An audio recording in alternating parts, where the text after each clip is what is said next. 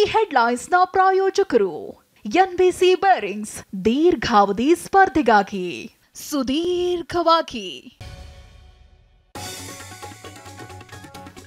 ವಿಧಾನಸೌಧದಲ್ಲಿ ಪಾಕಿಸ್ತಾನ ಪರ ಘೋಷಣೆ ಪ್ರಕರಣ 3 ಆರೋಪಿಗಳನ್ನು ಬಂಧಿಸಿದ ಪೊಲೀಸರು. ಎಫ್ಎಸ್ಎಲ್ ವರದಿ ಬಿಡುಗಡೆಗೂ ಮುನ್ನವೇ ಅರೆಸ್ಟ್. ಅಮಾಯಕರು ಎಂದ ಸಚಿವರು ಶಾಸಕರು ಒತ್ತಡ ತರಬಹುದು. ಡಿವೈ ವಿಜೇಂದ್ರ ಆರೋಪ. ದೇಶದ್ರೋಹಿಗಳಿಗೆ ಉತ್ತಮ ವಾತಾವರಣ ಅಂತ ಕೇಸರಿ ಪಡೆ ಕೆಂಡ.